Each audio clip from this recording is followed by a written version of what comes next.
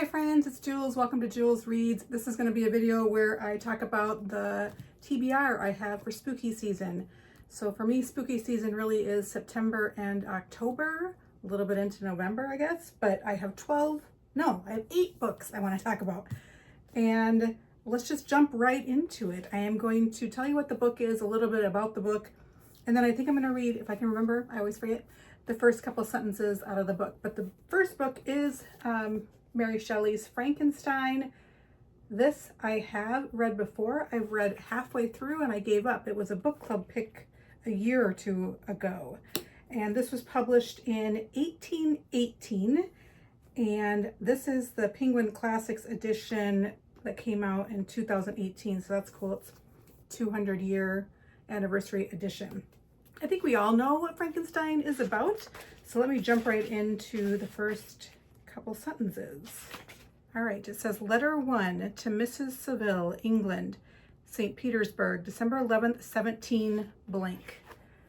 You will rejoice to hear that no disaster has accompanied the commencement of an enterprise which you have regarded with such evil forebodings. I arrived here yesterday, and my first task is to assure my dear sister of my welfare and increasing confidence in the success of my undertaking. I am excited for that. I'm excited for the Guillermo del Toro adaptation of Frankenstein coming out this fall as well. I believe that comes out in November. I wish it could be October. The next book on my spooky list is Carmilla by Joseph Sheridan Le Fanu. And this is what I've heard is like a prequel or this is what inspired Dracula. And this was first published in 1872. And I think was the original language. It's the setting takes place in Austria. This is interesting. The author, Joseph, is from Ireland. And this, let's see, the synopsis says, isolated in a remote mansion in a central European forest, Laura longs for companionship until a carriage accident brings another woman into her life, the secretive and sometimes erratic Carmilla. As Carmilla's actions become more puzzling and volatile, Laura develops bizarre symptoms, and as her health goes into decline, Laura and her father discover something monstrous. Chapter 1, An Early Fright. In Syria, we, though by no means magnificent people, inhabit a manor house. A small income in that part of the world goes a great way. 800 or 900 a year does wonders. Ours would have barely answered among wealthy people at home. My father is English and I bear an English name, yet I have never seen England. All right, so that is the beginning of Carmilla. My husband did read that last year and really liked it. He reads Dracula almost every year. The next book is A Monster Calls by Patrick Ness. This was first published in 2011. This book is really heavy. It feels dense. It is full of illustrations as well. And this is it 237 pages? So I don't know why it feels so heavy. It might be the paper. The paper is like a really high quality paper. So it says, the monster showed up after midnight, as they do, but it isn't the monster Connor has been expecting. The one from the nightmare he's had nearly every night since his mother started her treatments. The one with the darkness and the wind and the screaming. A Monster Calls. The monster showed up just after midnight, as they do. Connor was awake when it came. He'd had a nightmare. Well, not a nightmare. The nightmare. The one he'd been having a lot lately. The one with the darkness and the wind and the screaming. The one with the hand slipping from his grasp. No matter how hard he tried to hold on. The one that always ended with just was blank. All right, I'm excited for that. This one is Nat Cassidy's When the Wolf Comes Home. And this was just published this year. I do have 2 other Nat Cassidy books. I have Mary and I have Nestlings. I have not read any of them. So I have 3 Nat Cassidys to read. I just have a feeling I'm going to love Nat Cassidy. So, part 1. That's funny. All right, Daddy is roaring, howling, destroying everything in the house, furniture, pictures on the wall, all of it, while he searches for the boy. Forgot to read the synopsis. One night, Jess, a struggling actress, finds a 5-year-old runaway hiding in the bushes outside her apartment. After a violent, bloody encounter with the boy's father, she and the boy find themselves running for their lives. So that is When the Wolf Comes Home. I heard it is not what you're expecting. I think you're expecting like a werewolf story. I don't think that's what it's about. All right, the next one is Stephen King, and that is The Shawshank Redemption. It's actually Rita Hayworth and The Shawshank Redemption. This was originally published in 1982. It is 181 pages. Actually, this version that I have is only 111 pages. I wonder if that 181 is a mass market paperback. I have Goodreads up on my computer here. This actually has 4.49 Goodreads average rating, which is incredible. So I'm excited for this. I mean, I think all of us know the story based on the movie, but let me just read a little quick synopsis and quick intro. Rita Hayworth in Shawshank Redemption, about an unjustly imprisoned convict who seeks a strangely satisfying revenge, is now available for the first time as a standalone book, a mesmerizing tale of unjust imprisonment and offbeat escape. There's a guy like me in every state and federal prison in America, I guess.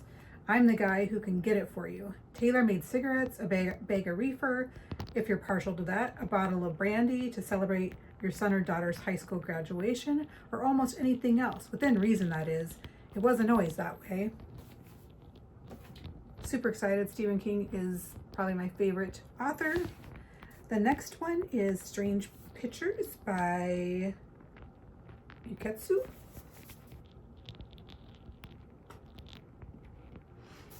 And this was first published in 2022. It's 236 pages, and I think this is Japanese. Yes.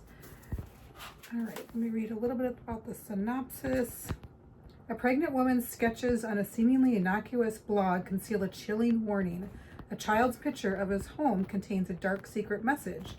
A sketch made by a murder victim in his final moments leads an amateur sleuth down a rabbit hole that will reveal a horrifying reality. The professor, Dr. Tomiko Hagio, fixed a sheet of paper onto the classroom's blackboard. She pointed at the drawing on it as she spoke. As you well know, I now dedicate my time to teaching, but before I started lecturing young people like yourselves, I cut my teeth as a practicing psychologist. I offered therapy to quite a number of patients over the course of my career. This picture is a copy of a drawing done by a patient I treated early on, a young girl. Let's refer to her as Little A for now. When Little A was 11 years old, she was arrested for the murder of her mother. Wow. I heard there's another book about a house, has house plans on the front, that I heard is good as well. So I'm looking forward to that.